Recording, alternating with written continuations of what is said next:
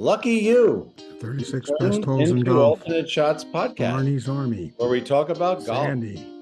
poker, James Bond. horse racing, Double. classic movies. Zenyatta. We have no script. Down the stretch they come. We are glad you joined us. Frankly, my dear, I don't give a damn. Well, guess what, Alternate Shots fans? We have a tremendous special guest today, don't we, Billy? Who do we have today, Billy? We have Eric Cole, and I'm up at my home away from home in Connecticut at the Mohegan Sun, and I'm taking a break from, taking everybody's money so I could just meet this fellow and hear some of his stories. I've been very impressed by the way he played all year, and thank you for joining us, Eric. No problem. Thanks for having me on. Looking forward to getting into it. Well, there's two things we're not going to record so that those 64,000 IRS agents don't come after you and Eric. Is what you won yesterday, which I think you told me. Technically, I don't know that text what that meant, but what he's done this year is exponentially bigger. So yeah. Would you like to play a couple of hands later, Eric? From what I hear, I think I might be outclassed there, so I might just stick to the talking about golf. So when you play here, what's your handicap? I play a Stableford game, so I play to a +8. All the pros do. It's not just me. So I don't know if I say this, but Ryan Armour, who plays in this too, would say to you, Billy, and me, and some other guy that get paired up with him, he says, sorry, we're on the first tee. And you say, what are you sorry for? We're thrilled to play with you. He says, I have to give 8 shots before I tee it up. Yeah, this is our home course and stuff, so we know it pretty well. So I think it all ends up about even, but you definitely don't want the pros to come in and be sandbagging at all. So +8 is good with us. Yeah, Has anyone ever made a 1 for 2? Not with us. There's a lot of 2.5s because we get half shots back on it. So, but yeah, the skin side of it is typically we don't get a lot of skins, but sometimes we do all right in the team games. Yeah, there's a young lady that's a member here who played in the Solheim Cup for the Europe team. She's fabulous, and everybody loves her. She had a hole in one. So looking behind us, you can see in the distance, right? That's the 18th green at Tequesta Country Club, which was founded in 1957 here in Tequesta. I'm jealous. Yeah, you would be a driver in a 3-wood, Billy. Good 3-wood. Yeah. He still has an Olimar. Remember Olimar? Yeah, I do. Those were great. Yeah. What a year. But talk about the big P word, persistence. Yeah, no, it's been a long road to get here. And, I'm obviously very happy with the way the years went so far. We still got the fall to play. But, I played a lot of mini tour golf all over the place, all over the country. And, for whatever reason, it took me a lot longer to get to the PGA Tour than I would have liked. If I was writing a script for myself, I definitely wouldn't have written it this way. But it's kind of makes it a little sweeter, knowing how much work I put into it to get here. So I'm very happy with how the year's gone, and hopefully we'll finish it off well in the fall. You never know with scripts too. You might not be as good an author as the author that has fate in store for you. So yeah, you're here and now. Yeah, I hope you're right on that one. Well, we have loads of karma to share. And that's what the idea here is, right, Billy? We share lots of karma. And remember I told you, Billy, if you go back to February, I just had my hip replaced. So I was trying to get some exercise. I walked over here, and who I see hitting balls it's a regular occurrence, is Eric Cole. And I try not to get in people's way. I ran into Cam Young the year before after the British Open at St. Andrews. And I try to leave him alone, but we were talking about that 17th hole. But Eric's over there. And I try to get one of your hybrid shots or 5-woods or whatever it was, but it just every swing, it wasn't like, oh, let me see the next swing. Maybe that's the good one. What about that? Your swing is so darn consistent. Thank you. Yeah, no, it's kind of been refined through a lot of those years I talked about on mini tours and stuff. And, I'm not a big guy. I'm not the longest hitter. So I think I have to be maybe a little more consistent than other guys. And, my iron play is very important for me, and obviously chipping and putting. But, I try and keep it as simple as possible. And the less moving parts you have in your swing, the less can go wrong. Do you feel like a little less pressure on you in a tournament because you're kind of sneaking up on everybody and the spotlight's not on you yet? But then when you start to win, it obviously will shine it bright on you. Like, who's this young kid? Yeah, this new guy. I don't know. I think as you play better, there's stuff that comes with it. Some more articles are written about you. There's some TV around you and stuff. But most of my pressure kind of comes from me personally. Like I'm just out there trying to hold myself to like a really high standard that I think I could achieve. So, I try not to let the other stuff bother me or affect me too much. But as you play better, that's stuff that comes with good golf, and I'm certainly trying to play as good as I can. So I'm all for the extra attention and stuff that comes with it. That seems to be a common factor with professionals who can look past all the stuff that the fans are watching and get to the point. Yeah, no, Have you, it's just it's something that comes with playing well. So if you're not, you work so hard to try and be ready and try and play well.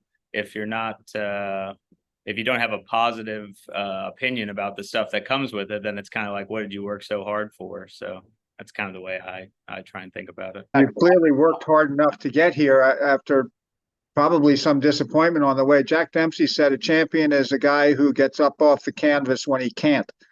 And that seems to be what you've done persistently. And now here you are in the championship bout.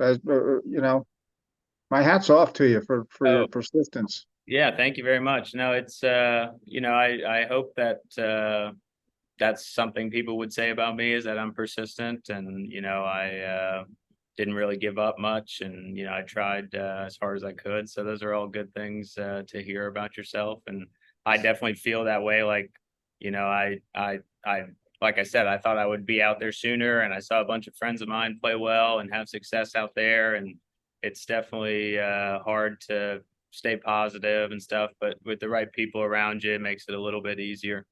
But you have interesting people around you. You used to caddy for Arnold Palmer's grandson, right? That's correct. Yeah. And then you show up there in the earlier this year. It's a great storyline. That's important. Who's around you? Because there's so much negativity. I mean, look at just how they're jumping on Lexi Thompson, and and she did play well in the Solheim Cup. It comes with the territory. I guess you're out there. For sure. Yeah, there's a lot of noise. There's people that are saying good stuff about you, people that are saying bad stuff about you. But if you kind of just, in my opinion, if you kind of just focus on what you're doing, do a bunch of little things right, and have those people in your corner kind of for both when it's going good and when it's going bad, I think it's important. They kind of keep you grounded when you think that you're better than you probably are, and they also lift you up when you really need it. So it's an important part of professional golf these days. It looks like you're letting the social media world to you. You're not bringing them. You're not fishing them in, which is, I think, awesome, because you don't need to. You have enough. Really interesting. What about the genetics? What about your mom and your dad? So Charlie Woods is looking good so far. He's got one parent that's a golfer. You have two parents that are professional golfers on the LPGA Tour. Your mom, Laura, and Bobby, your father.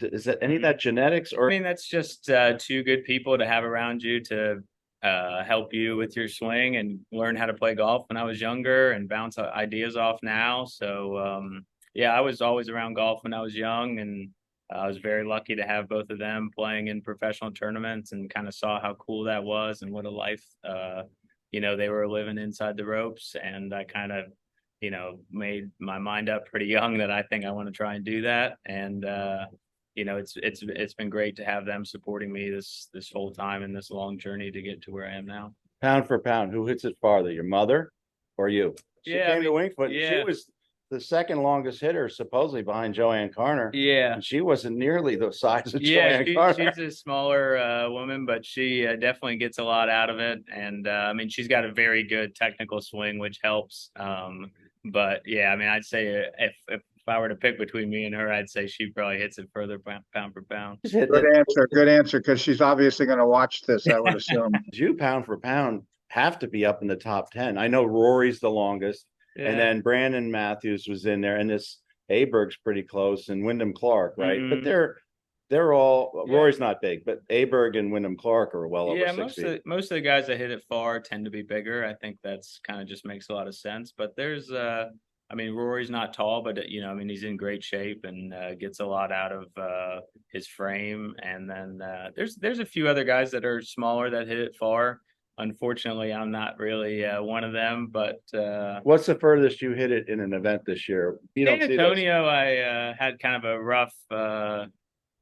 I made the turn on Sunday, and my caddy and I joke about it all the time. My ball speed's normally like 175 or in that area, and I made two really bad bogeys back to back, and the last four holes on TPC San Antonio were all kind of downwind for me, and I just swung as hard as I could, and I got like low 180s ball speed. So when we went back and looked at it, we had a good laugh about that. So I can do okay if I hit it hard, but for me, the harder I go at it, I can't really keep it on the golf course. So I try and focus more on straight, and so I can hit it again. Yeah. If you look at your 14 tee shots or 12 with the driver or whatever it is, they're usually straight or maybe a yard draw. I normally draw it. Yeah. I think it's just my frame. I'm smaller and I have long arms, so I kind of swing the club around me a little more. I would like to be a big, high, fading, natural ball flight, but again, that's not really my thing. And I think it's important not to get too far away from what the skills you have and the way you swing it, because it's easy to see those great players on tour that are capable of these unbelievable things and hitting shots that look a little unfamiliar to me. It's easy to want to try and do that, but I think that's one good thing about me taking the longer road to the PGA Tour is once I got there, I didn't try and change too much like you see with some younger rookies. Get on the PGA Tour and let's change it up. Yeah, it happens. So 3 quick questions. There's some debate. Is it 54 wins? Is it 90 wins? I don't know, and I don't want to say the wrong thing. Yeah, I don't know what the actual It's a lot, is. though. Yeah, so there's a tour that runs down here called the Minor League Golf Tour. It's actually had a lot of great players play on it. But on that tour, I think it's like, middle 50s. But I've played a lot of mini tours all over the country and in Florida. So I definitely have more than that, but I'm not sure exactly what the Just a note, and one less than a degree of separation. Congratulations on the Frank Furrer win. Thank you. In Pittsburgh. Yeah. So I went to school with the Wagners, so you probably know Chick Wagner. Yeah. But I don't know the Furrers that well, but Frank Furrer's son did win at Wingfoot, the Anderson. He came with a fellow named John Birmingham. I don't know if he's also a member. I think they were both coming from Oakmont. Okay. But you mentioned your caddy. Tell us about your caddy. His dad is Russ Cochran. Lefty, played the PGA Tour for a long time. Plays the Champions Tour still a little bit. His son Reed caddies for me, so we met up and kind of linked up on the Corn Ferry Tour in 2022, I guess. At the beginning. So you didn't know him from your ins and outs here? Not real. Well, I mean, I knew him because he caddied out there, and I was, friendly with him, but I didn't have a close relationship with him. But I play a ton of golf with his dad, and like we kind of just knew each other through that, and then finally kind of paired up together. And I think it's been a good run so far for both of us. That's the other thing we see. Two things with Billy and I. We don't know anything like you do. Stop changing putters. Yeah. Stop changing caddies. Yeah. You got enough to worry about. Stop changing Orlamars. Yeah. No, most of the time, the golf it takes you to get to in my opinion, the golf it takes you to get to the PGA Tour, if you don't let the stage and the environment mess you up too much, is normally plenty good to have some success out there. And, I think it's a common thing you see is younger guys that don't necessarily know that will come out and probably change a little bit too much. Well, and it's the bounces. Yeah. One bounce one way, one bounce another. It happens to all of us when we play golf, not at your level, but sometimes they're going in, sometimes they're lipping out. I'm going to bring up that bounce so there's 3 guys. You're in that list now. Tiger is in the list. Brooks Koepka's in the list. You're in the list. A 10-footer for a lot of money on the line. I'm betting on either one of you 3 guys. Why are you such a good 10-foot putt? Is it because you read them so good? Yeah, I mean, I think that is a very kind thing to say, to put me in the group with those guys. But I mean, like I said, I think it's just something that comes with a lot of practice. And, if I wasn't a good putter, then I think I would be really hard pressed to get out there and play well. Just it's almost a necessary thing for me, being kind of an average hitter and, not having some of the tools that the other guys do. But I certainly work hard on my putting, and I would like to I would always like it to be better. So I'm going to do a little work on it here when we get done with this. So So you have a high confidence level. When you stand over a putt, you think I'm making this.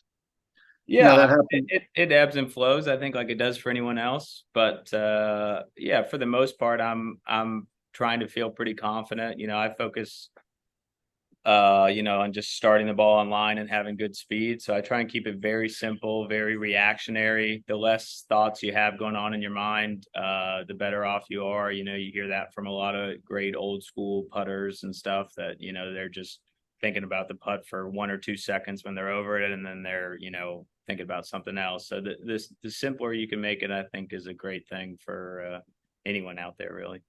Somebody we talked to, right, Billy, said that Jack Nicklaus, why he stood over it so long, he was getting all the thoughts out of his head. That's why he stayed over it. So I never heard this before. I just thought he was a slow player. He was trying to get his head totally blank. So confluence of events is something that came up when we were talking about Billy Harmon, who's been out there like you and longtime caddy with Jay Haas, and not without his faults. And he's told us many funny faults with Jay, and the 3-wood on wood on 15 at Augusta.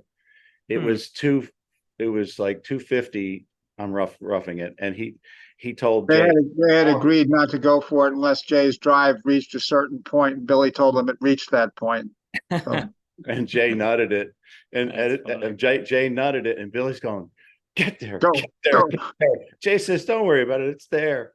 And then he told us later on, the next tournament is always the Hilton Harbortown Classic, and they agreed to meet, I guess, on 7:30. As he said, Jay Haas didn't like to practice. He went right to whatever event they had to go to, and maybe it was Tuesday. And on the way over there, Billy Harmon said, as a recovering Catholic, I have to kind of make it a confession to you. I have to fess up. Yeah.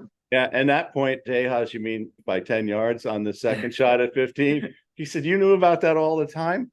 He said to Jay, he said, so what happens if that ball goes in the water? He says, well, we're not here. Yeah, he wouldn't be here with me today if You had a similar situation. I'm not going to rehash every whole. You played so well. Your record, it stands for itself. But you hit, I think, a near perfect shot. You talk about a bounce, Billy, but the second shot looked like you went right, just a little left of the pin, hit the green. He got a really hard bounce and went into a bunker, which is not normally bad for you. But that was a really hard bunker shot. It was a lot of carry. Yeah, no, it was a really good second shot. That was a 5-wood for me, and I was I'm not sure what the yardage it was, but it was like 255 or something. And I normally hit my 5-wood like low 240s, maybe 245 at the most. And obviously I was pretty jacked up and trying to win. And I hit a really good shot where I didn't even draw it much. I kind of actually held it, which is a big accomplishment for me in any shot, especially in that scenario. And it just hit a little firm, and I'm not sure if there was anywhere else I could have really hit that ball. I guess if I hit it way left with a bad shot, it might have worked out better, because where that ball ended up over the green was pretty short-sighted. I actually hit a very, very good bunker shot to get it to, a makeable and a very, very good 10-foot putt. Yeah. That should have gone right and hit the left lip. And that's just the confluence of events. That's what that is. You get more of those. You played good enough to win, and the ball just said not today. Sometimes they go in, sometimes they don't. I was definitely trying everything I could to make that ball go in. But he's also 6 inches from being dead against one of Florida's palm trees. Yeah. I was talking to Reed about it after. Sometimes it's almost a good thing that he didn't hit the best drive, and then he could lay up, and he kind of was able to be aggressive with his third shot. Like me going for that green, like I wasn't going to lay up from 255. So, there's not a whole lot to that pin. It's very severe. So there's not a whole lot of good spots that the ball was going to end up going for it. But, it just worked out that way. And hopefully next time I find a way to keep it on the green or make that putt or get a different result. Well, your Florida swing was really good. You went to the Players. I mean, tied for 27th with Danny Willett, Ryan Fox, Wyndham Clark, Brendan Todd. I mean, a couple of those guys, major winners. Wyndham Clark is a major winner and a Ryder Cupper. So what does that do for your again, your memory book. Yeah, those players specifically. And how you played so well there. That was the first time you played in the Yeah, that tournament was there. the first time there. I'd caddied there for Sam Saunders Yep. before, but I had never played it, and I actually I made eagle on 16 on Friday to make the cut on the number. So I was, I didn't really play all that well the first 2 days and had a decent finish there. And then I did play much better Saturday and Sunday, and I'm not sure what I shot, but it was kind of nice to move up, move up the leaderboard, and in a big field like that, hit some really good shots with a lot of people watching there on 17. It's no point to needle Shane Lowry, who lives here and plays here, but you beat him, and you also beat Sam Burns. No point in needling him. But then you go Mexico. Have you played a tournament ever in Mexico? I played a Corn Ferry event, but never a PGA Tour. It's a different thing over there. Yeah, it's a Reed, my caddy, had his brother's wedding. So I had a friend of mine, Hunter O'Mahony, who's a member here at Tequesta, go down there and caddy for me. So we went down there and stayed, and it's Greg Norman course, which a lot of times don't set up best for me because he's puts a big highlight on driving the ball far and straight. But I had a good week down there, played well, and it was cool to kind of, I didn't have a great chance to win because they were, I think Tony Phenom and John Rahm were out in front in that one. But it was still good to be in one of those last groups and be near the lead with a lot going on, and to share that with Hunter was pretty cool. Yeah, but Rahm and Phenom are not going to give you any help there. No. Yeah, that course definitely set up more for those bigger hitter type of players. But I was happy with the way I played in that tournament for sure. Anything in the top 10 in the PGA Tour is a good week. Well, then you move to like I would say the Players is a major in my book. It doesn't count in the majors kind of counting system, but then it does in the financial end of it. Yeah, sure it does. It's a double. It's a big purse. Yeah. Then you have, I think, Byron Nelson is a big event, and PGA. So the PGA is up in Rochester, Craig Harmon's old golf course. Do you know Craig? I don't really know. No, I mean, I know who he is, obviously, but some interesting holes there that really did a nice job. Was there that par 3 there, that short little par 3? The short one, 15. Yeah, that was a great little hole. I know they redid that a lot. I never played it before, but apparently there was water on the right before. Yeah, they got rid of the water, right? Now they made a big, steep, little chipping area that you definitely did not want to go down there. Not even as good as you are. Yeah, so it was a lot of attention on that little short shot. When you first show up on the PGA Tour as a rookie, how do people? I assume everybody treats you differently, but is it a welcoming experience, or everybody's in their own head and they don't care if you're there or not? How does that feel? I think it's a mix. I mean, I know some of those guys just from years of golfing, or some of them have just been around me and down here in South Florida and stuff. So I definitely have a few friends that were out there, and then a lot of guys are just focused on their own stuff. It's probably not the same PGA Tour that my dad came out on and played, in the 60s and 70s. They were a little more buddy. They were playing for less fraternity. Yeah, they were playing for less money. It probably more mirrors mini tour golf now, where guys are traveling together more often, they would have on the PGA Tour back then. But now, a lot of guys have a team around them, and it's big business out there, so they're focused and trying to play the best they can. And so it's a mix. There's a few guys that I know, and there's a lot of guys that are doing their own thing. For the most part, everyone's really nice. I wouldn't say they're rooting for you, but they're not rooting against you either. It's that's the nature of golf, in my opinion. It's hard to root against somebody ever.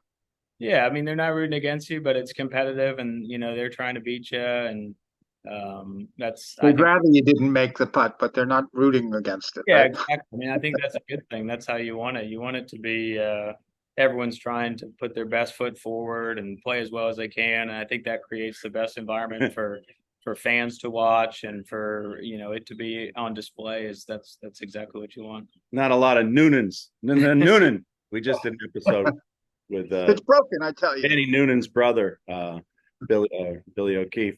So you come through, these small holes. There was a really short hole at LA Country Club. It had promise. I don't think that hole lived up to the promise and excitement. Well, they played it the one day, I guess Saturday, they played it about like 88 yards or something. So it was funny on the range. The caddies know where the tees are and what the yardage is going to be. So I have my launch monitor, and I was on the range hitting teed up 60s, about teed up like a low driver, trying to get it to stop as fast as I could and trying to get the yardage right. So that's something that I don't think I know I've never done before, and I saw some other guys trying to do something special there to get it just keep it on the surface on that hole was pretty tough. Hit it out there to see if it hit and to see if it would stop. Yeah, exactly. It's hard to stop a short. Yeah, well, I mean, wedge. one you don't really hit a 60-degree off a tee that often, really ever. And then I was just experimenting with teeing it up pretty high and trying to get it up way up in the air and what that was going to do for the distance and spin. So it was definitely a unique experience. But on the other side, the other par threes on that course were 300 yards. So it was a mix. But that fun. one that you So hit you get to hit the 60-degree on all of them. What was the hole? Yeah, right. Yeah. There was a wide green, and it wasn't even a deep green. The one was it the front nine, like the 6 or the 7? Yeah, It 7. was probably a 3-wood or maybe a driver. I mean, I hit there's 3-wood. I know I hit 3-wood on it. It was 299 one day, and the hole before that is a drivable hole.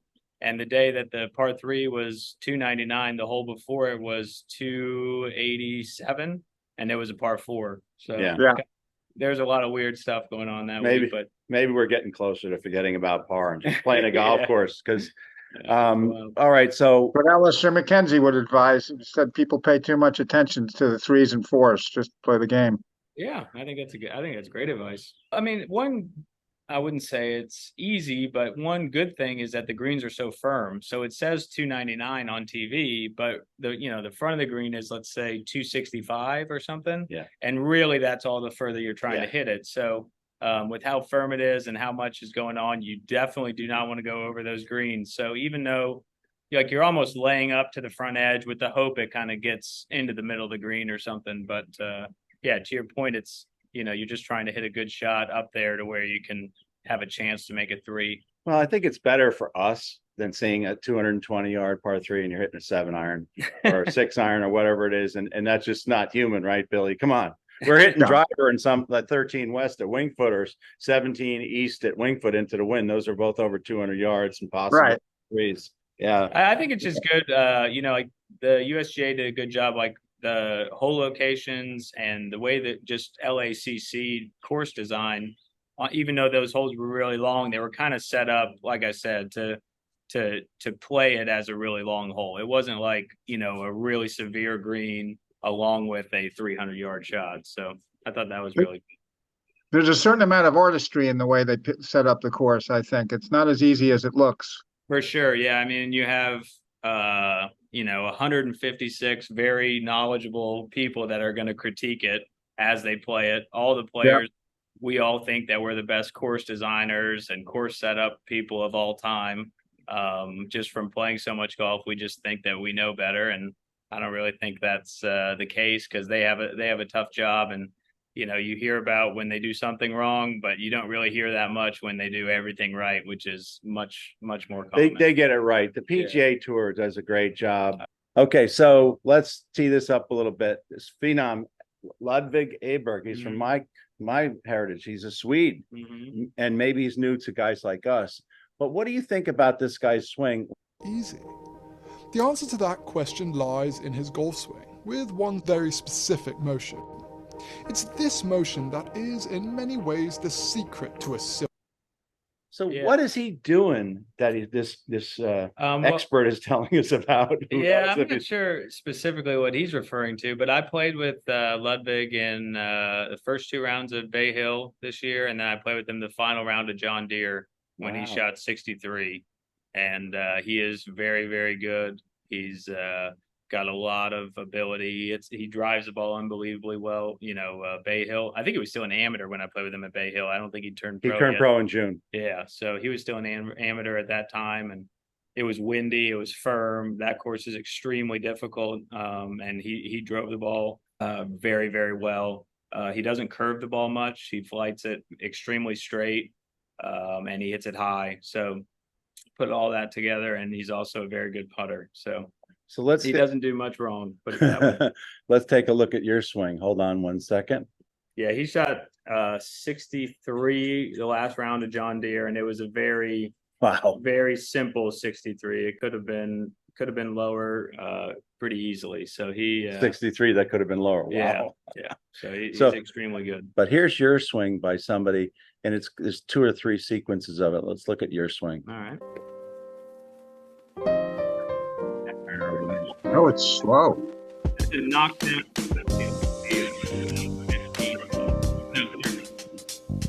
Oh, so this is actually taking that.